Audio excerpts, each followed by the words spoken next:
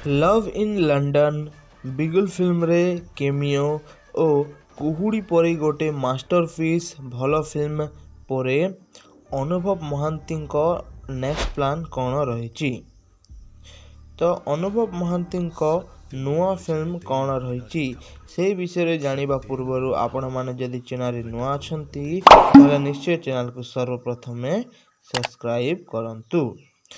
ଆପଣମାନେ ଅନୁଭବ ମହାନ୍ତିଙ୍କ ଫ୍ୟାନ୍ସ ତାହେଲେ ଆପଣମାନେ ନିଶ୍ଚୟ ଚିନ୍ତା କରୁଥିବେ ଲଭ୍ ଇନ୍ ଲଣ୍ଡନରୁ ବ୍ୟାକ୍ କଲା ପରେ କୁହୁଡ଼ି ଫିଲ୍ମ ମଧ୍ୟ ଜୋରସୋରରେ ଦର୍ଶକମାନଙ୍କୁ ବହୁତ ପସନ୍ଦ ଆସିଛି।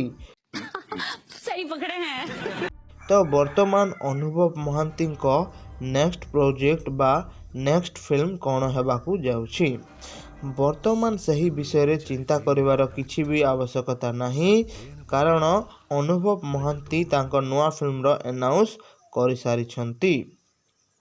ଆଉ ଆନାଉନ୍ସଟି ବହୁତ ପୂର୍ବରୁ ହିଁ ହୋଇଯାଇଥିଲା। ଓ କୁହୁଡ଼ି ଫିଲ୍ମର ରିଲିଜ୍ ପରେ ଅନୁଭବଙ୍କ ଅପକମିଂ ଫିଲ୍ମ ଯାହାର ନାଁ ରଖାଯାଇଛି କର୍ମା, ଏହି ଫିଲ୍ମର ମୁହୂର୍ତ୍ତ କାର୍ଯ୍ୟକ୍ରମଟି ଶେଷ ହୋଇଯାଇଛି। ଏହି କର୍ମା ଫିଲ୍ମର ଡିରେକ୍ଟର ରହିଛନ୍ତି ନ୍ୟାସନାଲ ଆୱାର୍ଡ଼ ୱିନିଂ ଡିରେକ୍ଟର ଅନୁପମ ପଟ୍ଟନାୟକ।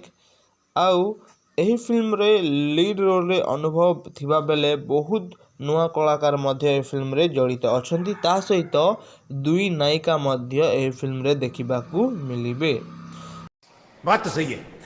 ଅନୁଭବଙ୍କ ଏହି ନୂଆ ଫିଲ୍ମ କର୍ମ ପାଇଁ ଆପଣମାନେ କେତେ ଏକ୍ସାଇଟେଡ୍ ଅଛନ୍ତି ନିଶ୍ଚୟ କମେଣ୍ଟ ସେକ୍ସନରେ ଲେଖି ଜଣାନ୍ତୁ।